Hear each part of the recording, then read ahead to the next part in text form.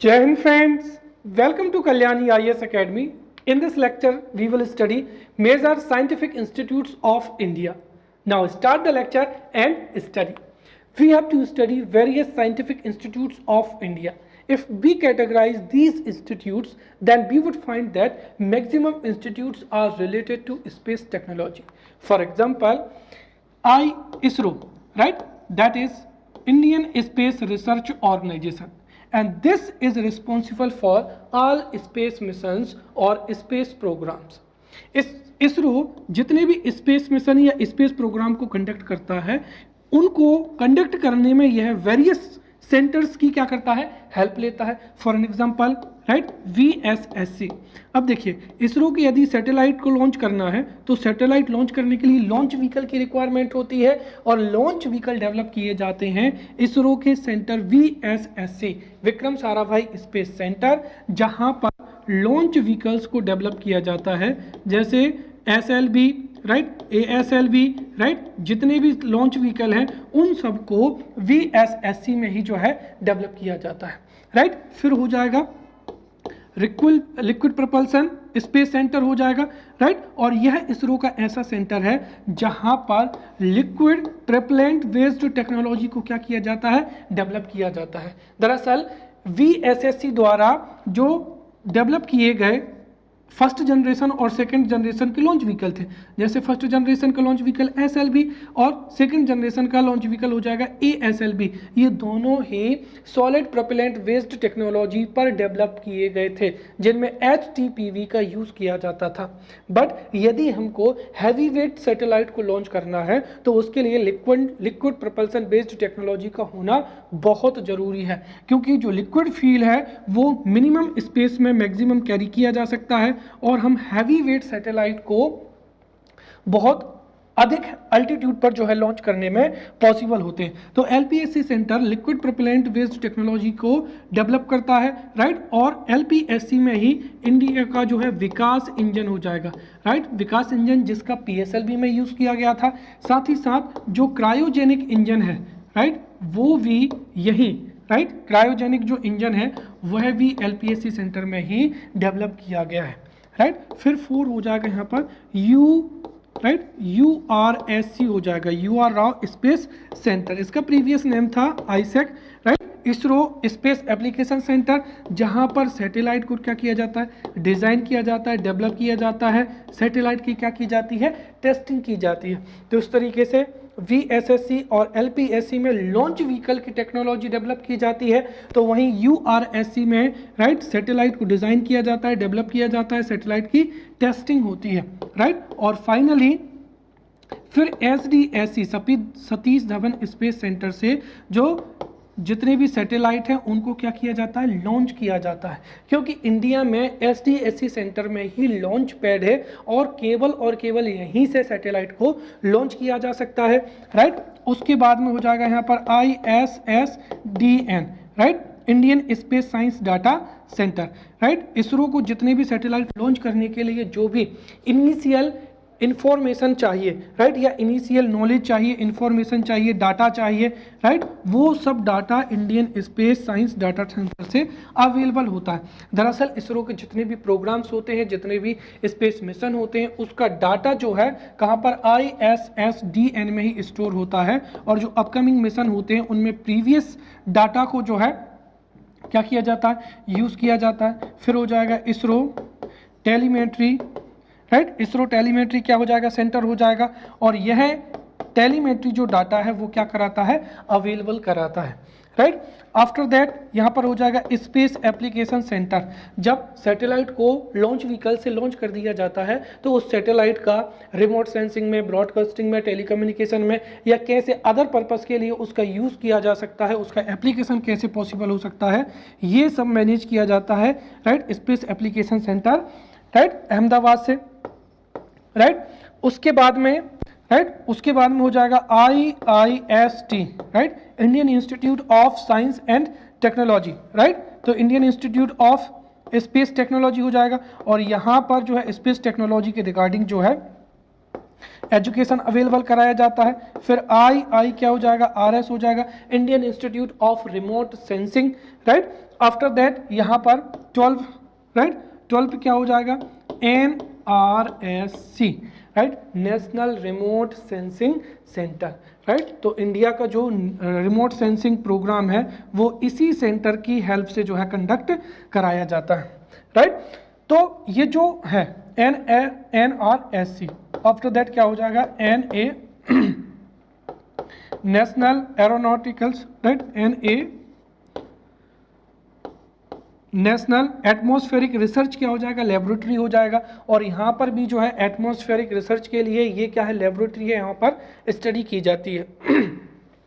तो इस तरीके से ये जो 13 साइंटिफिक इंस्टीट्यूट्स हैं ये डायरेक्टली किससे रिलेटेड हैं, स्पेस टेक्नोलॉजी से जो है रिलेटेड है। और इसीलिए हमने प्रीवियस लेक्चर्स में स्पेस टेक्नोलॉजी को बहुत ही अच्छे से स्टडी किया है, राइट। इसके अलावा ये जो टॉपिक है ये इसमें इंक्लूड नहीं है, मास्टर कंट्रोल फैसिलिटी, बट हम मास्टर कंट्रोल फैसिलिटी को भी जो है स्टडी करेंगे, ये सिलेबस में नहीं है, राइट। उसके बाद में अगर आप देखेंगे तो फिर हो जाएगा Tata institute of fundamental research, और ये भी जो भाभा थे, राइट, उनके हेल्प से, उनके एफर्ट से ही जो एस्टेब्लिश किया गया था। और यहाँ पर नेचुरल साइंस के रिगार्डिंग जो है, नेचुरल साइंस की जो है एजुकेशन अवेलेबल कराया जाता है। उसके बाद में हो जाएगा यहाँ पर बार्क हो जाएगा, भाभा एटॉमिक रिसर्च सेंटर और Raja Ramanna centre for advance Technology. तो अगर आप देखेंगे तो जो होमी जहांगीर भाभा थे, उनके एफर्ट से ही TIFR को इस्टेब्लिश किया गया था, और उनके एफर्ट से ही वार्क को इस्टेब्लिश किया गया था, राइट। और वार्क जो है वो न्यूक्लियर एनर्जी से रिलेटेड क्या है, इंस्टीट्यूट है। जब होमी जहांगीर भाभा की डेथ हो गई थी तो राजा रमन्ना ने इंडिया के न्यूक्लियर प्रोग्राम को या न्यूक्लियर एनर्जी प्रोग्राम को एक तरीके से गाइड किया था। इसीलिए RRCAT, right, Raja Ramanna centre for advance technology हो जाएगा, और ये भी न्यूक्लियर एनर्जी से रिलेटेड एक इंस्टीट्यूट है। तो इसलिए ये 3 जो इंस्टीट्यूट हैं ये जो है रिलेटेड है किससे, न्यूक्लियर एनर्जी से। तो इस तरीके से जितने भी साइंटिफिक इंस्टीट्यूट्स हैं, राइट, वो बहुत ही इजी हैं, राइट, बहुत ही इजी है। और यहाँ से 3 मार्कर, 5 मार्कर और 11 मार्कर जो क्वेश्चन हैं वो एग्जाम में पूछे जा सकते हैं, राइट। अब मैं आपको पहले ही बता देता हूँ कि 11 मार्कर क्वेश्चन कौन से पूछे जाएंगे, राइट। सो 11 मार्कर क्वेश्चन में be asked from ISRO, right.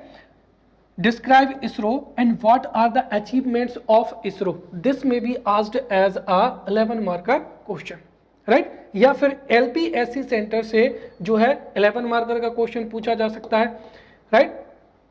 What is LPSC, right? And how LPSC helped India to how LPSC helped ISRO, right, to achieve the highest heights in the field of space technology, right?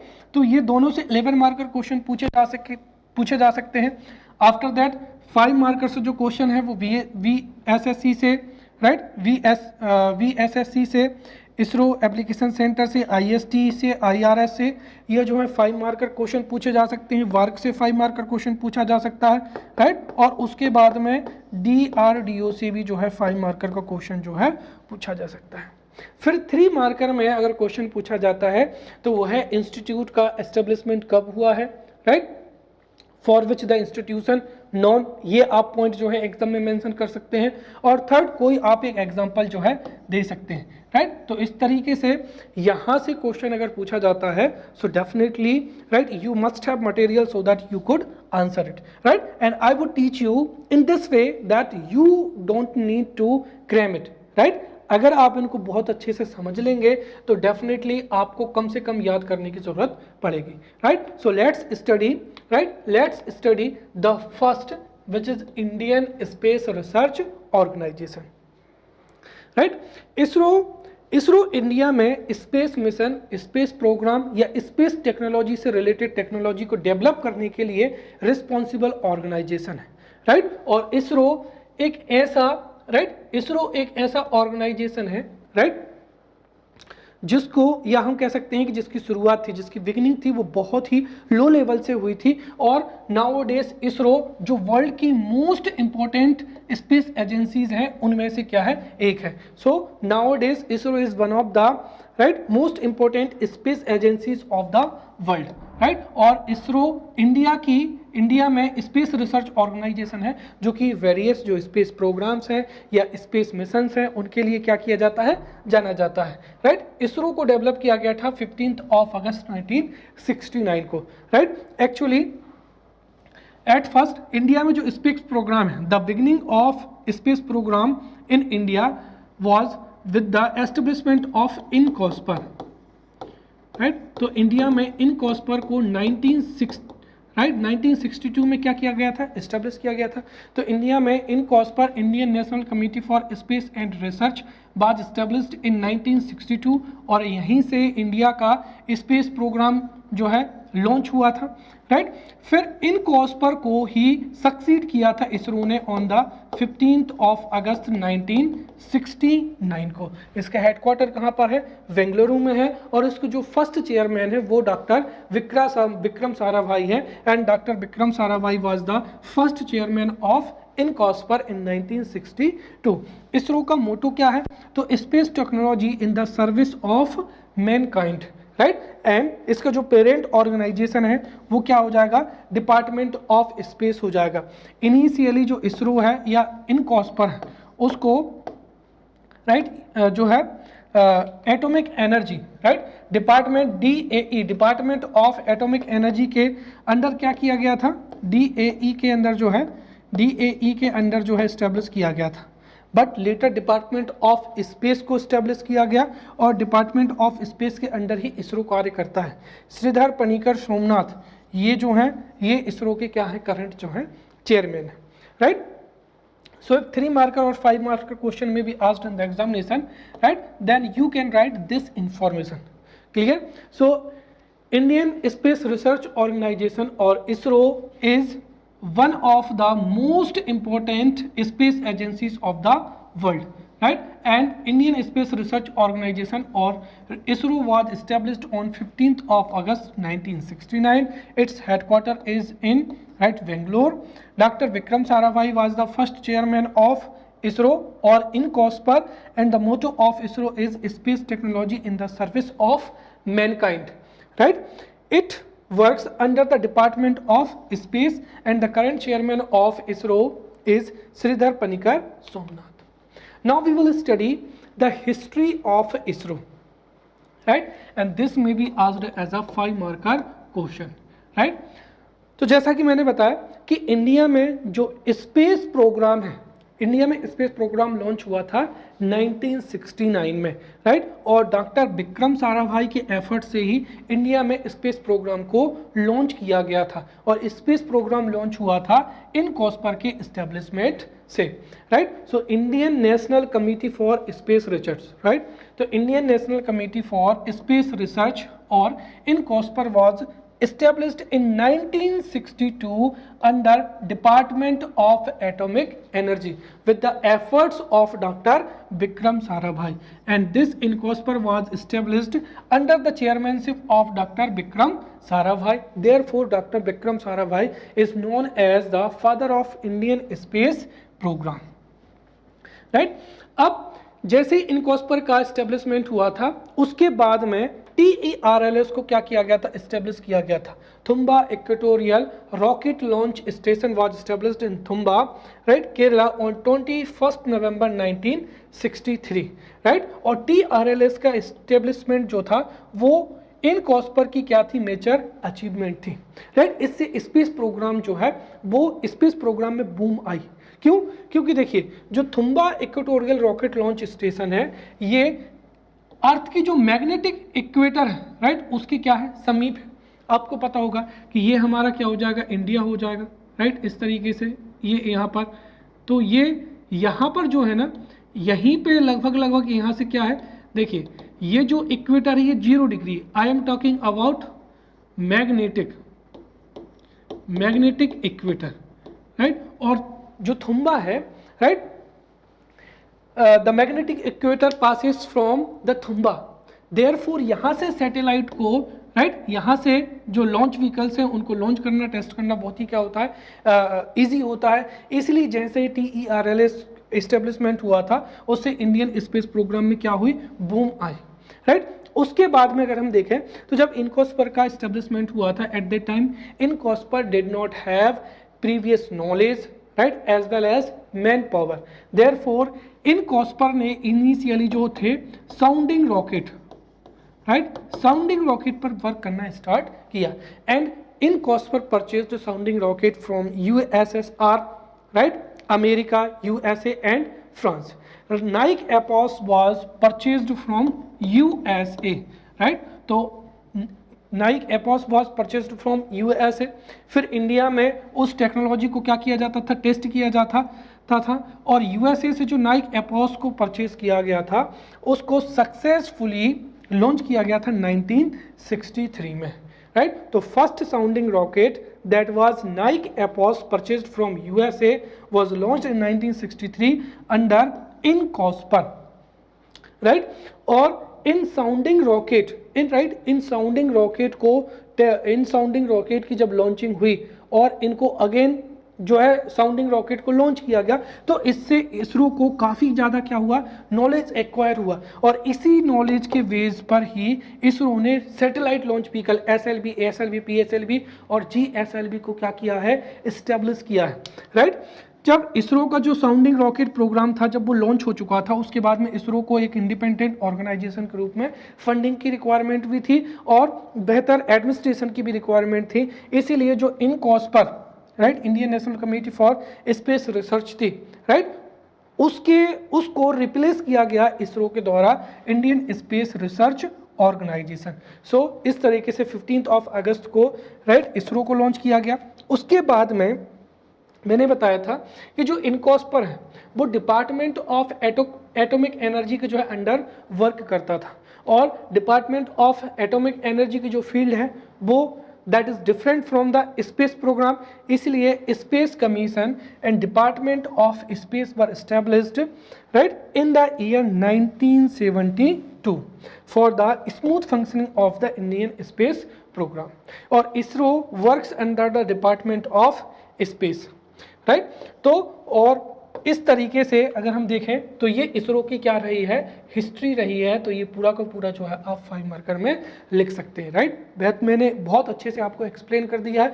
तो what is the history of ISRO, right. So you can right Indian National Committee for Space research was established in 1962 with the efforts of Dr. Vikram Sarabhai under Department of Atomic Energy, and this INCOSPER was established under Dr. Vikram Sarabhai. Therefore, Dr. Vikram Sarabhai is known as the father of Indian space program. Then Thumba Equatorial Rocket Launch Station, right? So TERLS or Thumba Equatorial Rocket Launch Station was established in Thumba, Kerala on 21st November 1963, and because of the establishment of TERLS there was a boom in the field of space technology. After that INCOSPER purchased, right, INCOSPER purchased or imported many sounding rockets from different countries, for an example USA, Russia and France. And the first sounding rocket that was Nike Apos, right, Nike Apos, right. So sounding rocket Nike Apos, right, purchased from USA was successfully launched in 1963 under INCOSPER, and with the program of sounding rocket, right, is INCOSPER gained huge knowledge, and this knowledge was later used for the development of SLV, ASLV, PSLV or JSLV. In 1969, right, then INCOSPER was replaced, right, INCOSPER was replaced with ISRO on 15th of August 1969. Then for the smooth functioning of Indian space program, Space Commission and Department of Space were established, and ISRO works under the Department of Department of Space of India. So this was the history of ISRO. Now we will study the achievements of achievements of ISRO. Clear? अब देखिए इसरो के जितने भी achievements हैं हम उनको previous lecture में पहले ही पढ़ चुके हैं, बस आपको वो फैक्ट पता होना चाहिए और उसको उस फैक्ट्स को कैसे आपको लिखना है वो पूरा का पूरा, राइट? क्योंकि अगर मैं आपको बताना चाहूँ तो सबसे पहले हमने जो है पढ़ा था सैटेलाइट के बारे में कि इंडिया में, right, what is artificial satellite. After that we have studied the satellite systems of India, we have studied Indian remote sensing program, right? After that we have studied launch vehicles और इन topic में हमने various facts को भी जो है study कर लिया था। उन्हीं वेरियस फैक्ट को यदि उन्हीं वेरियस फैक्ट को हम क्या कर सकते हैं, राइट, उन्हीं वेरियस फैक्ट्स का यूज़ करें तो इसरो के जो अचीवमेंट्स हैं उसको हम बहुत अच्छे से लिख सकते हैं। हाँ, 2-3 फैक्ट और जो है सेपरेट हैं उनको हमको देखना पड़ेगा। चलिए, तो इसरो का जो पूरा जो अचीवमेंट्स है उसको मैं आपको बताता चलूँगा। क्लियर? So let's study. और ये जो है या तो सेपरेट 5 मार्कर में पूछेगा, राइट, या फिर ये 11 मार्कर में भी पूछा जा सकता है कि what is the history of ISRO and what are the achievements of ISRO, right? So let's study the achievements of ISRO. देखिए हम इसरो की अचीवमेंट में जो इनकॉस्पर है उसके अचीवमेंट्स को भी जो है इंक्लूड करेंगे, क्योंकि जो इनकॉस्पर ही लेटर किसके द्वारा रिप्लेस किया गया था? इसरो के द्वारा रिप्लेस किया गया था। तो let's study the achievements of ISRO.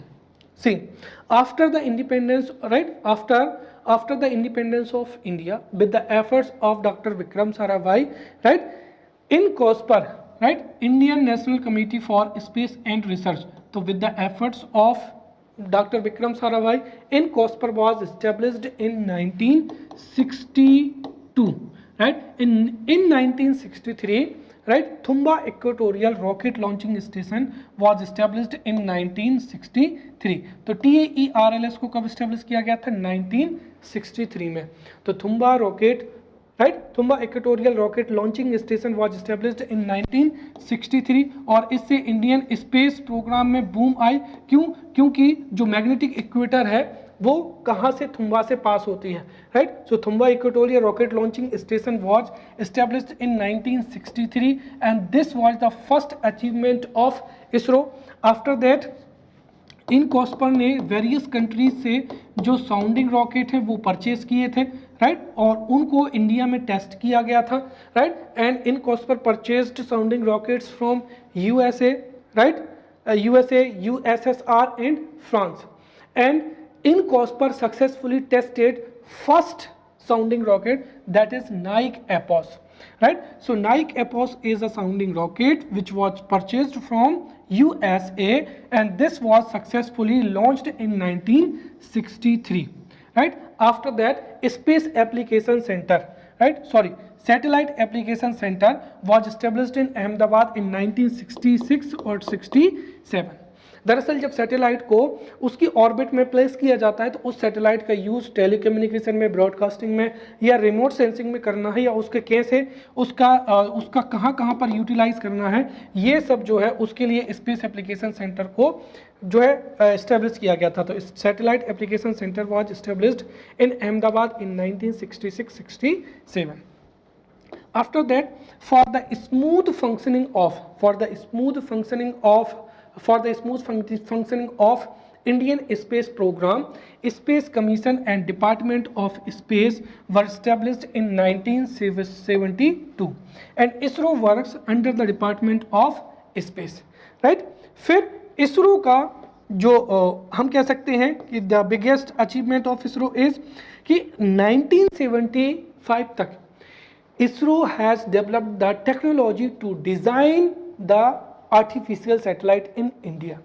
तो इसरो ने 1975 में इंडिजीनियस टेक्नोलॉजी के साथ में आर्यभट्टा जो कि इंडिया का पहला आर्टिफिशियल सैटेलाइट था, राइट, उसको डिज़ाइन किया और उसको लॉन्च किया गया था, right. So in 1975 Aryabhata the first Indian satellite was launched, right. Then in 1979 SLV satellite launch vehicle was developed, right, and tested. जो इंडिया में साउंडिंग रॉकेट प्रोग्राम था, उससे जो भी नॉलेज एक्वायर हुआ था उस नॉलेज को यूज किया इसरो ने, and ISRO developed the satellite launch vehicle 3, right. तो SLV-3 was developed and tested in 1979। After that हमने देखा था कि एप्पल एक क्या था, कम्युनिकेशन सैटेलाइट था, राइट। तो Apple is the first communication satellite of India, और इसका वेट या ये जो बहुत था, इसका वेट बहुत ज़्यादा था, इसीलिए इसको SLV-3 के द्वारा लॉन्च नहीं किया गया था, बल्कि इसको जो है यूरोपियन स्पेस एजेंसी के जो एरियन 5 रॉकेट है उसके द्वारा इसको लॉन्च किया गया था। क्लियर। तो Aryabhata is the first artificial satellite of India which was launched in 1975। After that Apple is the first communication satellite of India and this was launched in 1981, right. After that Rakesh Sharma, right. Rakesh Sharma ये Indian air force से थे, और India और Soviet union का जो joint programme था उसमें इनको स्पेस रिसर्च के लिए जो है भेजा गया था, right. And this was the achievement of ISRO, right. So Rakesh Sharma, right, Rakesh Sharma under the joint operation of India and Soviet Union, right. Rakesh Sharma became the first astronaut in 1984। उसके बाद में ASLV को क्या किया गया था, डेवलप किया गया था इन 1987 में। देखिए जो SLV था, SLV को 1979 में क्या किया गया था, डेवलप किया गया था। तो SLV-3 is the first launch vehicle of India which was successfully launched in 1979, but यह केवल और केवल 40 kg के वेट को 400 किलोमीटर की जो है हाइट पर जो है लॉन्च करने में केपेबल था। इसीलिए SLV में 2 बूस्टर और लगाए गए और इसको ऑगमेंटेड सैटेलाइट लॉन्च व्हीकल कहा गया, जो कि इंडिया का सेकेंड जनरेशन का लॉन्च व्हीकल है। And ASLV was successfully developed and tested in 1978, and with ASLV ISRO could launch 150 kg weight of satellite up to the 400 kilometre altitude from the sea level. उसके बाद में अगर हम देखें तो यहाँ पर क्या हो जाएगा, IRS क्या हो जाएगा, फर्स्ट ए, राइट। IRS क्या हो जाएगा, फर्स्ट ए हो जाएगा। अब इंडियन जो रिमोट सेंसिंग प्रोग्राम था उसमें हमने बहुत अच्छे से इसको देखा था कि इंडिया का जो इंडियन रिमोट सेंसिंग प्रोग्राम है ये कब लॉन्च किया गया था, 1988 में जो है लॉन्च किया गया था। तो IRS A first A is जो IRS first A is the first remote sensing satellite of India. तो IRS first A is the first Indian remote sensing satellite of India which was launched in 1988। इस तरीके से India में remote sensing जो programme है वो 1988 से ही launch हो चुका था। After that PSLV was successfully tested in 1963, right? I told you earlier that Dr. Nambi Narayan, right? Dr. Nambi Narayan developed Vikas engine। Doctor Nambi Narayan successfully developed Vikas engine, right. और Vikas engine जो है वो लिक्विड प्रोपेलेंट वेस्ड टेक्नोलॉजी पर develop किया गया क्या एक engine है। तो doctor Nambi Narayan developed liquid propellant based technology that is Vikas engine. और विकास इंजन को जब ASLV में यूज किया गया, राइट, तो उसको ही क्या कहा जाने लगा, पोलर सैटेलाइट लॉन्च व्हीकल कहा जाने लगा, राइट। यहाँ पर SLV की 4 स्टेजेस थी, इसकी 5 स्टेजेस थी। अब पोलर ऑर्बिट में सैटेलाइट को लॉन्च करने के लिए PSLV को क्या किया गया था, सक्सेसफुली टेस्ट किया गया था इन 1993 में। और PSLV में लिक्विड प्रोपेलेंट वेस्ड जो विकास इंजन था उसको ही क्या किया गया था, यूज किया गया था। आफ्टर दैट जो GSLV मार्क फर्स्ट है, कौन सा हो जाएगा, GSLV मार्क फर्स्ट। तो GSLV मार्क फर्स्ट को सक्सेसफुली टेस्ट किया गया था 2001 में, राइट। तो 2001 में GSLV mark first was successfully launched in India, right. And there was a cryogenic engine in GSLV mark first, but GSLV mark first में Russian cryogenic engine था, राइट। कौन सा इंजन था, रशियन क्रायोजेनिक इंजन। तो GSLV mark first was successfully tested in 2001 with Russian cryogenic engine. उसके बाद में अगर हम बात करते हैं तो ये इसरो का एक क्या था, मेजर अचीवमेंट थी, right. ISRO successfully launched Chandrayaan first on 22 October 2008 with PSLV C11, right. तो PSLV C11 के द्वारा, right. So Chandrayaan first was launched on 22 October 2008 with PSLV C11, और ये इंडिया की क्या थी, एक बहुत बड़ी अचीवमेंट थी। उससे बड़ी अचीवमेंट थी मार्स ऑर्बिटर मिशन, या जिसको क्या कहा जाता है, मंगलयान, राइट। तो मार्स ऑर्बिटर मिशन और Mangalyaan was launched on 4 November 2013, right, with PSLV C25, right. और इसको इतने मिनिमम बजट में लॉन्च किया गया था, इतने बजट में हॉलीवुड में एक मूवी बनी थी ग्रेविटी। तो हम कह सकते हैं कि इंडिया की जो टेक्नोलॉजी है वो इतनी डेवलप्ड है कि विद मिनिमम बजट, राइट, हम बहुत मिनिमम बजट में हम बहुत बड़ी अचीवमेंट्स को भी जो है प्राप्त कर सकते हैं। तो MOM और Mangalyaan was launched on 4 November 2013 with PSLV C25, and this was the biggest achievement of ISRO because India is the first country who launched the Mangalyaan or Mars mission in first attempt. Then GSLV Mark II was successfully tested in 2014. Why this is achievement? क्योंकि देखिए GSLV Mark first was successfully tested in 2001 with Russian cryogenic engine, और India ने अपना indigenously जो cryogenic engine था उसको test किया था 2014 में, राइट। तो GSLV Mark II with Indian cryogenic engine was successfully tested in 2014, and in 2014, right, India became the member of Space Club, right, those having cryogenic engine, right। उसके बाद में India's first observatory dedicated to astronomical research, ASTROSAT, was successfully tested on 29 September 2015 को, right. तो आप कह सकते हैं जो एस्ट्रोसैट है उसको कब लॉन्च किया गया था, 29 सितंबर 2015 को, और ये इंडिया की क्या थी, एक फर्स्ट ऑब्जर्वेटरी थी। तो India's first observatory dedicated to astronomical research, AstroSat was successfully tested on 29 September 2015. After that, on 15th of February 2017, ISRO successfully launched a record 10 satellite in a single mission from Sriharikota PSLV C37, right. तो इसरो ने अपना record बनाया था। इसरो जो PSLV C37 है, इससे 104 satellite को one flight के द्वारा जो है लॉन्च किया गया था। बट अगर हम देखें तो नाउ डेज जो स्पेस एक्स है, राइट, एलन मस्क की कंपनी स्पेस एक्स, उसके द्वारा इस रिकॉर्ड को क्या कर दिया गया है, ब्रेक कर दिया गया है। बट फिर भी हम कह सकते हैं कि India is the first country, right, India is the first country, और we can say that ISRO is the first, right, which successfully launched 104 satellite in a single mission from Sriharikota by PSLV C37 on 15th February 2017, right।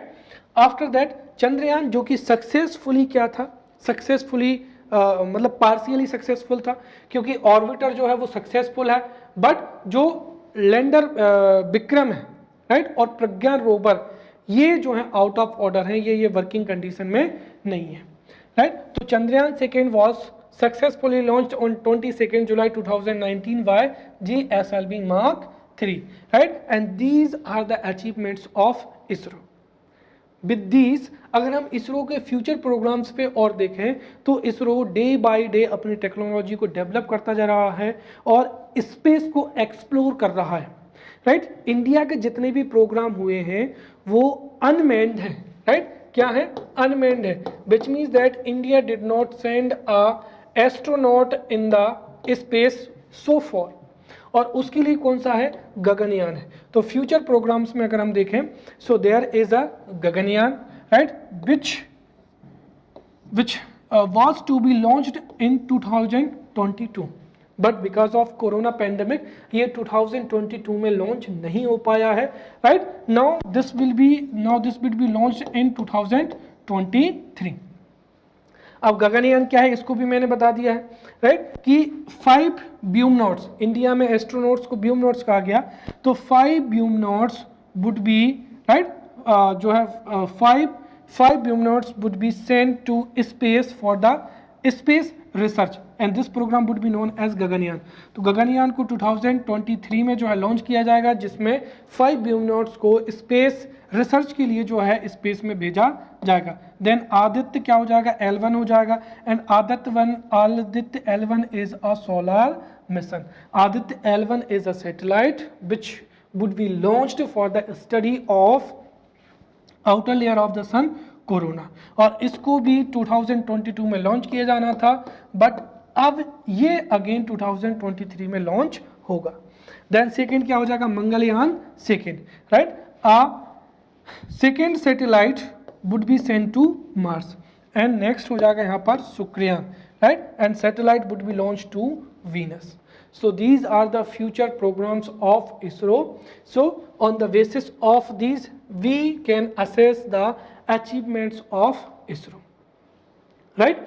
Now we will study Vikram Sarabhai Space Center VSSC, right? अब VSSC है क्या है, देखिए VSSC में India के satellite launch vehicle को क्या किया जाता है, डेवलप किया जाता है, राइट, और इंडिया के जितने भी लॉन्च व्हीकल्स हैं जैसे SLV, ASLV, PSLV, GSLV, उनको यहीं से जो है डेवलप किया गया है, टेस्ट किया गया है, राइट।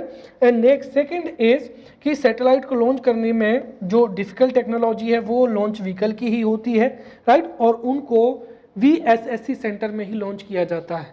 ऑल्सो ये इसरो का मोस्ट इम्पोर्टेंट और इसरो का लार्जेस्ट क्या है, स्पेस सेंटर है, क्लियर, जहां पर रॉकेट लॉन्च व्हीकल्स और आर्टिफिशियल सैटेलाइट को डिजाइन एंड डेवलप किया जाता है। दरअसल जो VSSC है इसका ही प्रीवियस नाम क्या था, तो Thumba equatorial rocket launch station, and I had told you that Thumba equatorial rocket launch station, right, so Thumba equatorial rocket launch station, right, इसको 21 नवंबर 1963 को थुम्बा में क्या किया गया था, लॉन्च किया गया था। लेटर हमने देखा था कि देखिए जो इनकॉस्पर है, right, INCOSPAR was established with the efforts of doctor Vikram Sarabhai, और विक्रम साराभाई के एफर्ट से ही Thumba equatorial rocket launch station को जो एस्टेब्लिश किया गया था on 21 November 1963। Therefore this INCOSPER or this TERLS was renamed as Vikram Sarabhai space centre, जहां पर जो लॉन्च व्हीकल टेक्नोलॉजी है उसको क्या किया जाता है, डेवलप किया जाता है, और इंडिया के जितने भी लॉन्च व्हीकल हैं वो सब यहीं पर क्या है, डेवलप किए गए हैं। तो ये 5 मार्कर के लिए क्या हो जाएगा, आपका आंसर हो जाएगा, क्लियर।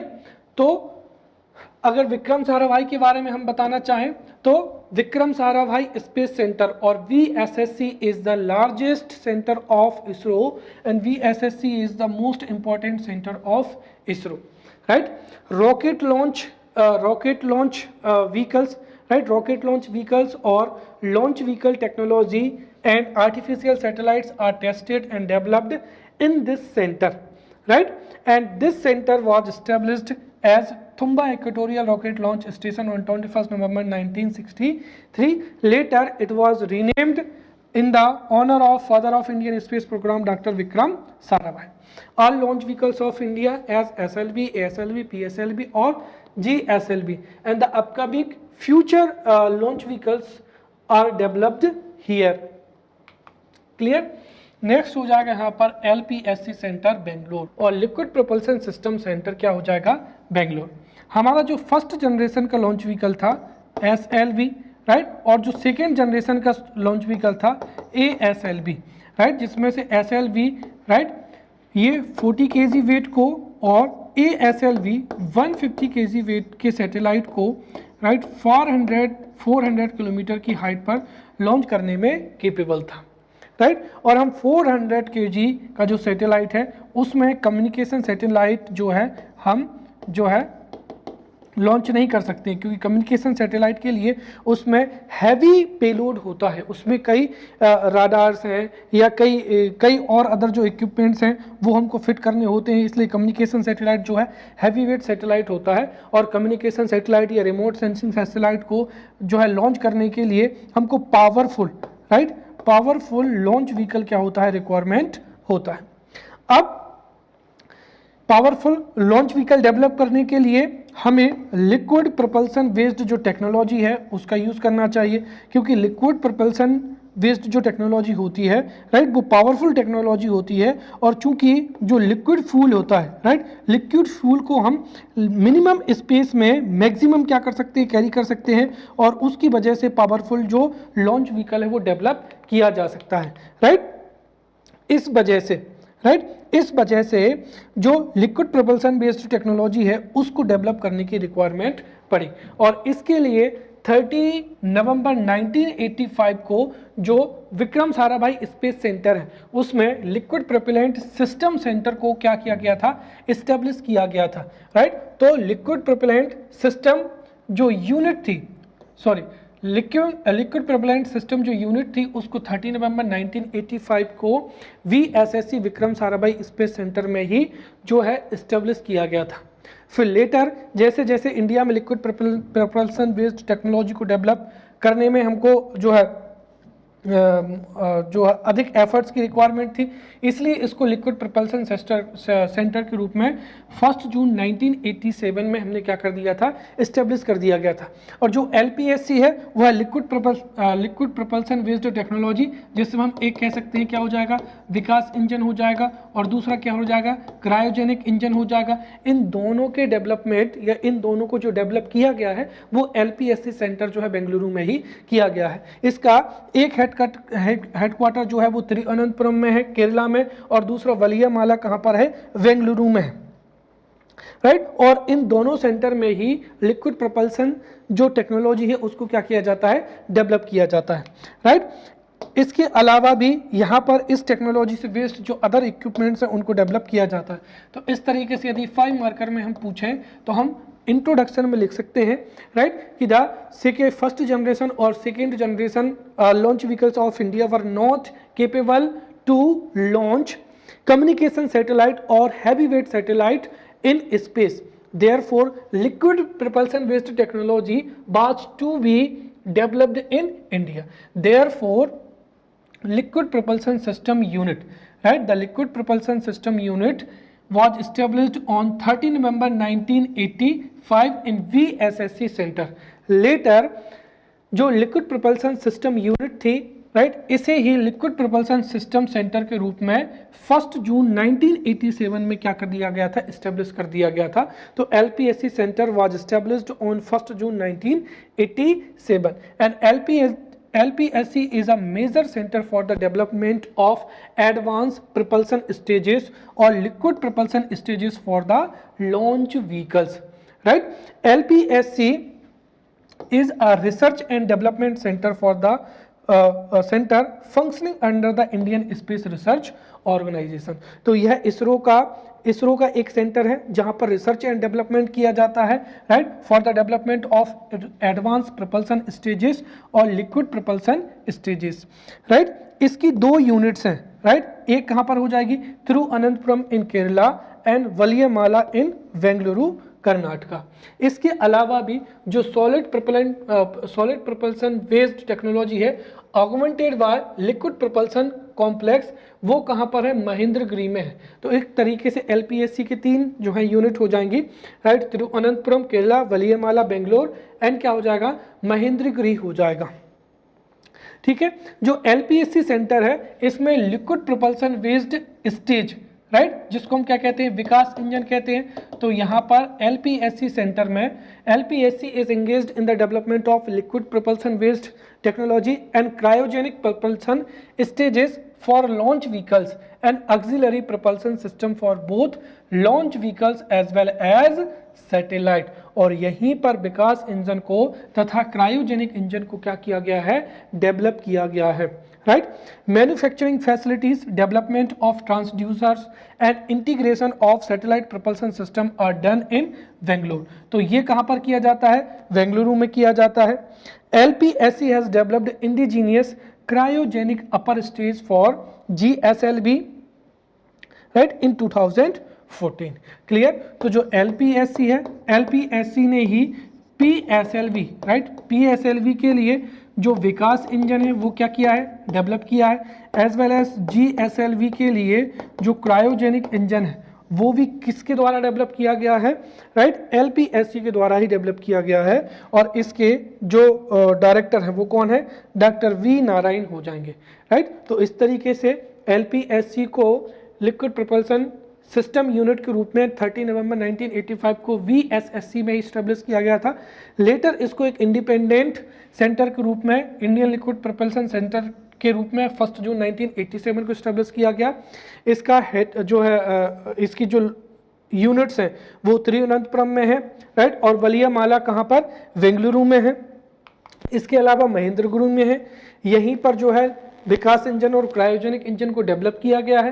साथ ही साथ जो मैन्युफैक्चरिंग फैसिलिटीज हैं, डेवलपमेंट ऑफ ट्रांसड्यूसर है, integration of satellite propulsion system है, ये सभी बेंगलुरु में ही क्या किए जाते हैं, इन पर जो है बेंगलुरु में ही काम किया जाता है। और इसी में जो क्रायोजेनिक अपर स्टेजेस है या जो क्रायोजेनिक इंजन है वो यहीं पर डेवलप किया गया है। नेक्स्ट हो जाएगा क्या, सैटेलाइट एप्लीकेशन सेंटर। देखिए, जब सैटेलाइट को स्पेस में लॉन्च किया जाता है तो उस सैटेलाइट का यूज रिमोट सेंसिंग में करते हैं, टेलीकम्युनिकेशन में करते हैं, ब्रॉडकास्टिंग में करते हैं। और इसके लिए जो रिस्पॉन्सिबल सेंटर है वो कौन सा हो जाएगा, स्पेस एप्लीकेशन सेंटर हो जाएगा, राइट। और स्पेस एप्लीकेशन सेंटर को विक्रम साराभाई के एफर्ट से ही गुजरात के अहमदाबाद में 1966 में क्या किया गया था, एस्टेब्लिश किया गया था। तो space application centre was established in 1966 as a space center, right, space agency, right, और लेटर ये इसरो का क्या बन चुका है, सेंटर बन चुका है, राइट। तो SAC was established in 1966 with the efforts of doctor Vikram Sarabhai and इसका जो हेडक्वार्टर है वो अहमदाबाद गुजरात में है। It was founded by Dr. Vikram Sarabhai. The main function of this center include use of satellite.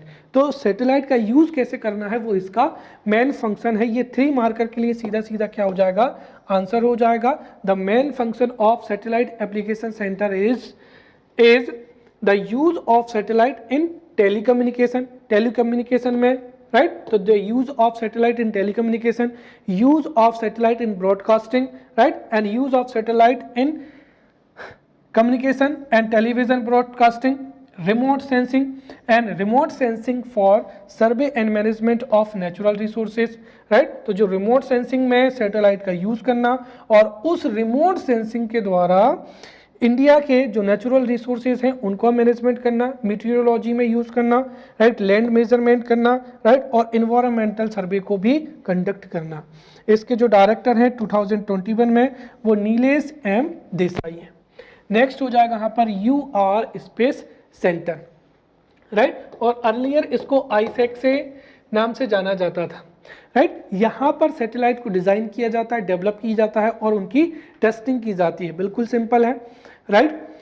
जो VSSC है वहाँ पर लॉन्च व्हीकल को डेवलप किया जाता है। LPSC में लिक्विड प्रोपल्सन बेस्ड टेक्नोलॉजी जैसे विकास इंजन और क्रायोजेनिक इंजन को डेवलप किया जाता है, राइट। स्पेस एप्लीकेशन सेंटर में ये देखा जाता है कि जो सैटेलाइट है उसका यूज कैसे किया जा सके।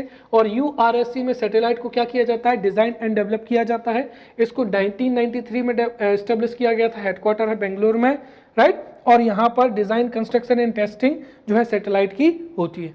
तो UR राव जो साइंटिस्ट हैं उनके नाम पर ही इसको रीनेम किया गया है UR space centre, right. Earlier इसको ही क्या कहते थे, आईसैक कहते थे।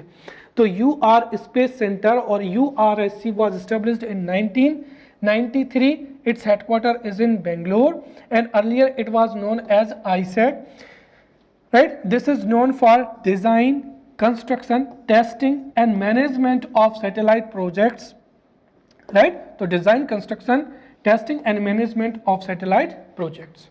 नेक्स्ट हो जाएगा मास्टर कंट्रोल फैसिलिटी।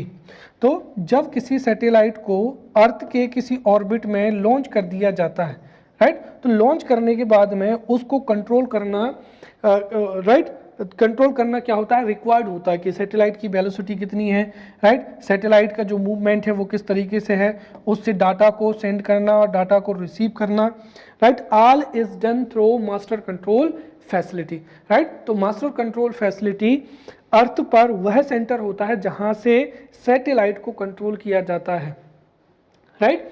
और इसको 1982 में जो है इस्टेब्लिश किया गया था, जिसका हेडक्वार्टर हासन कर्नाटका में है। और यहाँ से क्वेश्चन पूछा ही जाएगा बिकॉज इसका जो सेकेंड हेडक्वार्टर है वो भोपाल में इस्टेब्लिश किया गया है 2005 में। क्लियर। तो मास्टर कंट्रोल फैसिलिटी और MCF, right, MCF was established in 1982 in Hasan, Karnataka, right, and ISRO's second main control facility has been established in Bhopal, Madhya Pradesh on April 2005.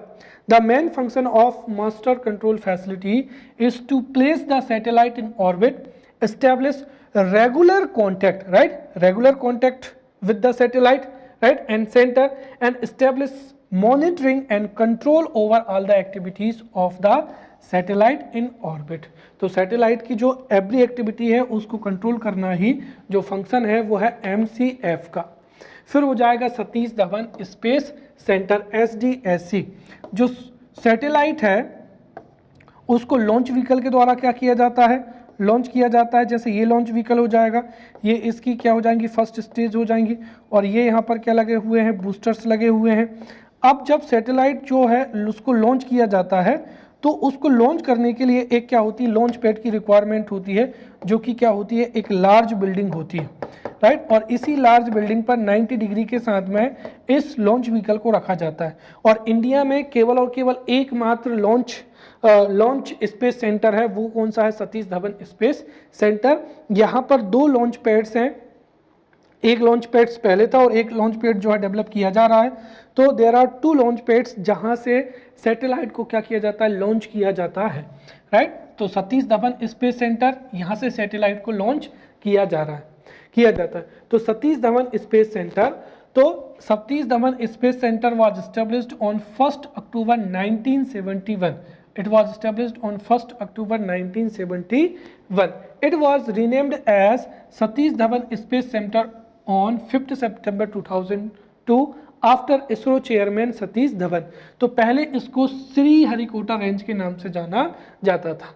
तो हम कह सकते हैं कि Shri Harikota range was established on 1st October 1971 and Sri Harikota range was renamed as Satish Dhawan Space Center on 5th September 2002 after ISRO chairman Satish Dhawan.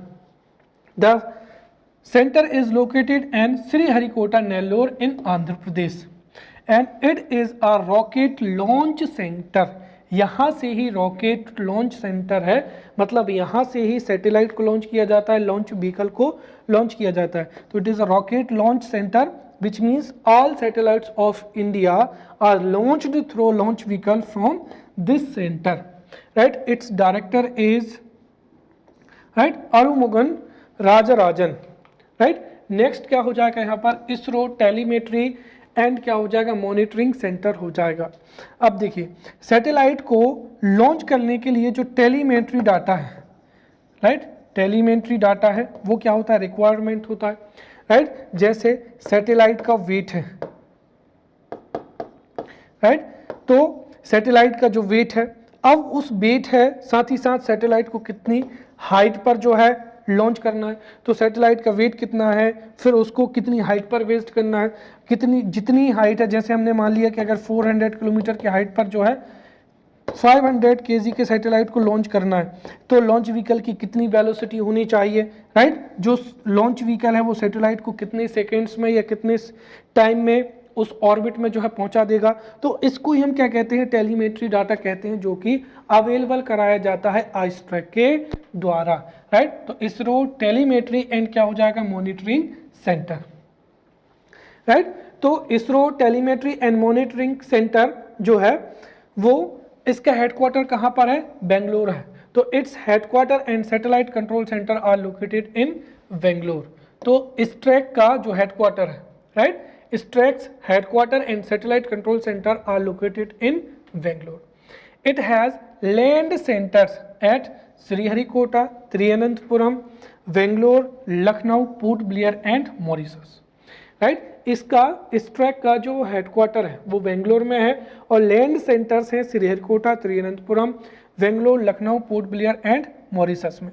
The main function of ISTRAC is to provide telemetry monitoring and control facilities to ISRO's launch vehicles. तो जो इसरो के launch vehicles होते हैं उनको ये telemetry monitoring and जो control facilities हैं वो अवेलेबल कराता है, and satellite missions and other space agencies. तो this centre provides telemetry, telemonitoring and control facilities to ISRO's launch vehicles and satellite missions and other space agencies.